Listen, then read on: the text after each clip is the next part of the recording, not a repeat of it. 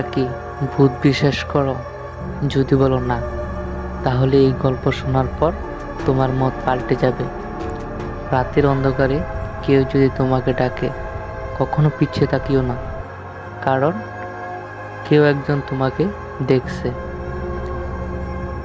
আজ আমি তোমাদের বলবো এমন একটি সত্য ঘটনা, যা শুনলে রাতের বেলা একা ঘরে থাকতে ভয় পাবে। হ্যালো এভরিওয়ান, যারা ইউটিউব থেকে কানেক্ট হয়েছেন তারা দেখছেন ভূতের গল্প, যারা ফেসবুক থেকে দেখছেন তারা দেখছেন গোস্ট স্টোরি। সকলকে জানাই প্রাণঢালা অভিনন্দন ও শুভেচ্ছা। আজকে আমি আপনাদের সম্মুখে যে গল্পটি শোনাবো সেটি ময়মনসিংহ জেলার হালুয়াঘাট উপজেলা থেকে রিফাত নামে এক ভাই আমাদেরকে পাঠিয়েছে। আপনারাও যদি রিফাত ভাইয়ের মতো গল্প পাঠাতে চান তাহলে আমাদের ডিসক্রিপশনে থাকা ইমেল করতে পারেন।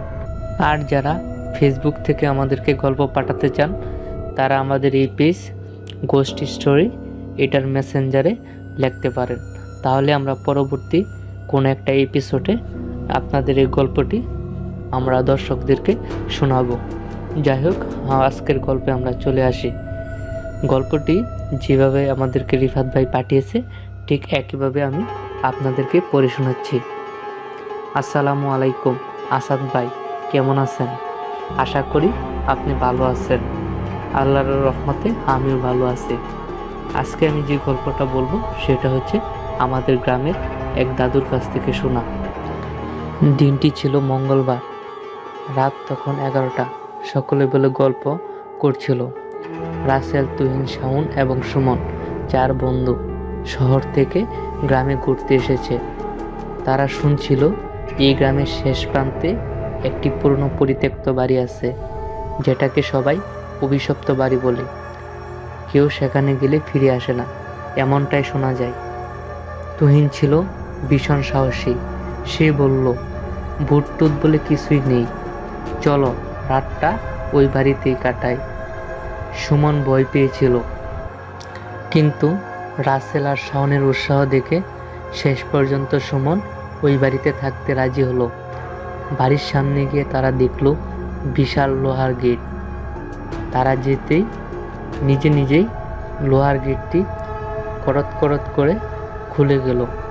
বাতাস বাড়ি হয়ে উঠল, যেন কেউ তাদের স্বাগত জানাচ্ছে। বাড়ির ভিতর তারা ঢুকে চারদিক ভালো করে লক্ষ্য করলো। ধুলো জমে গেছে, জানালা ভাঙা, মেঝেতে শুকনো রক্তের দাগ, দেয়ালে লেখা, এখান থেকে কেউ বেরোতে পারবে না। শাওন তখন বয়ে বয়ে বলল, আমি কি ফিরে যাব? রাসেল হেসে বলল, ভয় পেয়েছিস? ঠিক তখনই বিকট শব্দে দরজা বন্ধ হয়ে গেল। চারপাশে বাতাস গর্জন করতে লাগলো। তুহিন টর্চ লাইট জ্বালিয়ে দেখল করিডোরের এক কোণে এক ছায়ামূর্তি দাঁড়িয়ে আছে। তার চোখ দুটি রক্তের মতো লাল। সবাই আতঙ্কে চিৎকার করলো, কিন্তু কোনো শব্দ বেরোলো না, যেন কেউ তাদের গলা চেপে ধরেছে। হঠাৎ তারা পিছন থেকে একটি কর্কশ আওয়াজ শুনতে পেল। আওয়াজটি এরকম ছিল, তোমরা কেন এখানে এসেছ? এটা আমার জায়গা। বাড়ির দেওয়াল থেকে একটি কালো ধোঁয়া বেরিয়ে এলো। ধীরে ধীরে একটি বড় মহিলার রূপ নিল।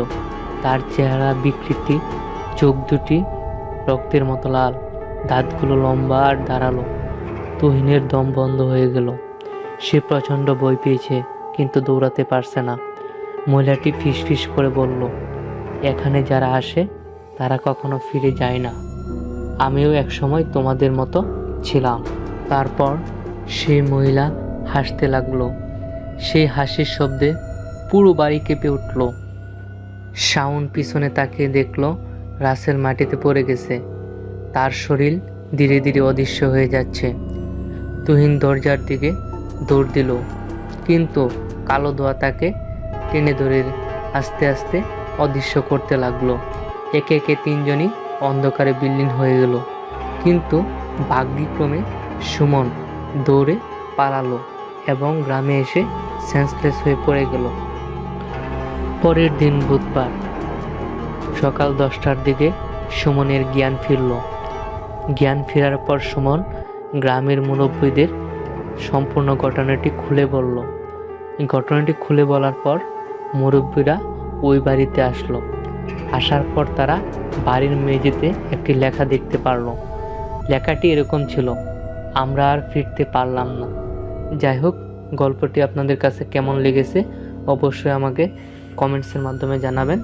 আজকের মতো আমরা এখানেই বিদায় নিচ্ছি। আবারও দেখা হবে পরবর্তীতে নতুন একটা গল্প নিয়ে। সেই পর্যন্ত সকলে ভালো থাকবেন, সুস্থ থাকবেন। আল্লাহ হাফেজ।